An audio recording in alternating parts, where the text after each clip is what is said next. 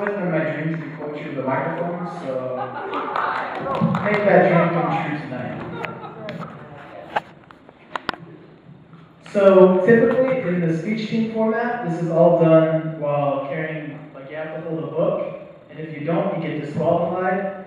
And so I only practiced it once without a book, and that was just the other day. So this hand really doesn't have any idea what it's doing quite yet, so don't make fun of it too bad.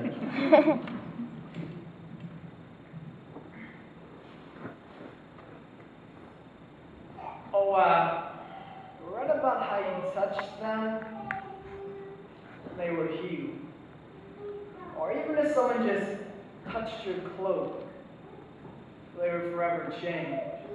You let a broken woman bathe your feet in her tears, and you washed your best friend's feet. But I'm just wondering, did you ever just hug people? I mean, I know it's a silly question, I'm sure you would have, why wouldn't you? But it's one of those things that was never mentioned, and it got me thinking. However, there was just a touch from you, sins were forgiven, and sickness fell. I'm all caught up in my sins, and last time I checked, all my body parts are working properly. There's nothing special here.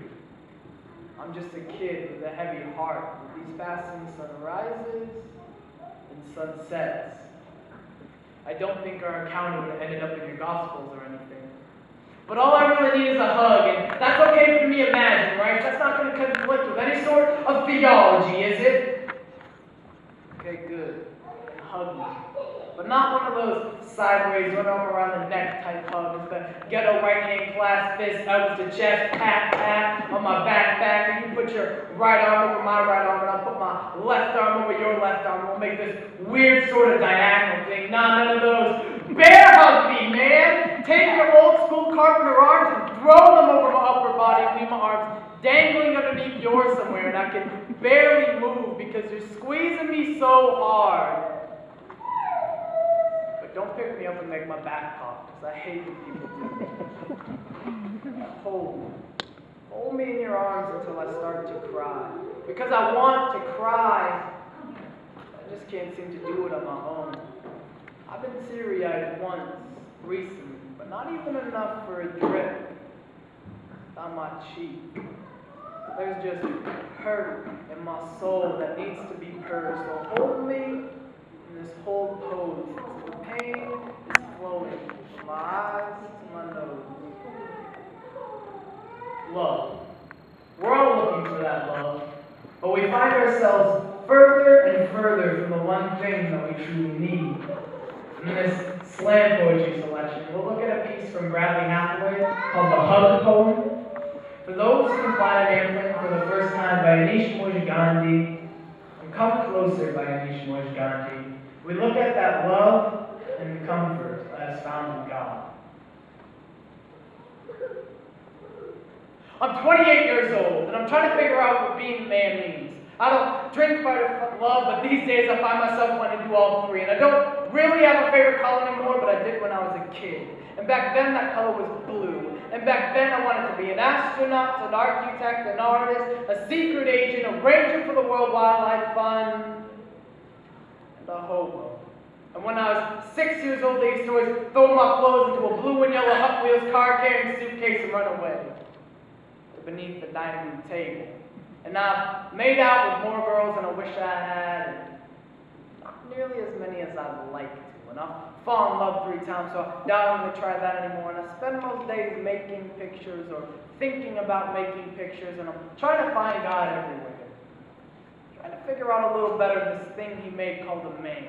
And the TV tells me it's bare knuckle bombing, so I guess if I had a tank or a missile, my penis would be huge, and that's what I want, because that's what being a man means, or at least that's what they keep telling me. But my pops, he takes care of us. He takes the garbage out twice a week. He drives 45 minutes just to water flowers. I sit on a bus when a 7-year-old boy sits down next to me and asks me my name. Anise. That's a nice name. Thank you. What's yours? Quentin. Anise, do you want to read Robin Hood with me?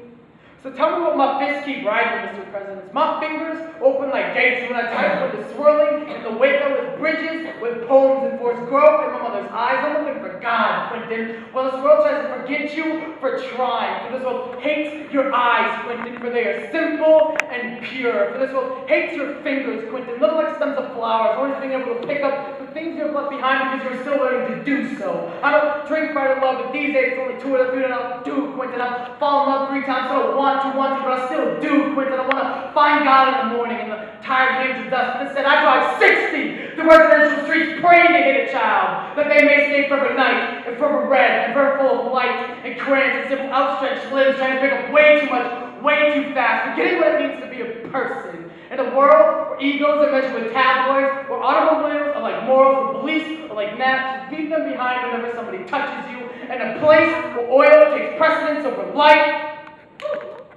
I find myself sitting on a bus. While the little boy floats down with fresh water, carrying a book I used to read.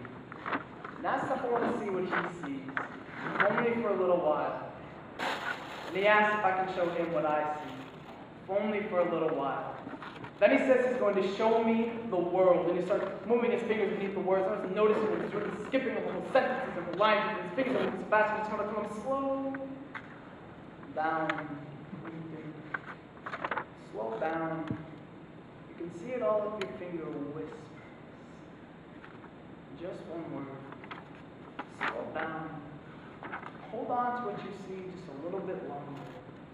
For in a world of fast faces, I'm looking for God everywhere. I'll figure out a little better this thing he may call a man.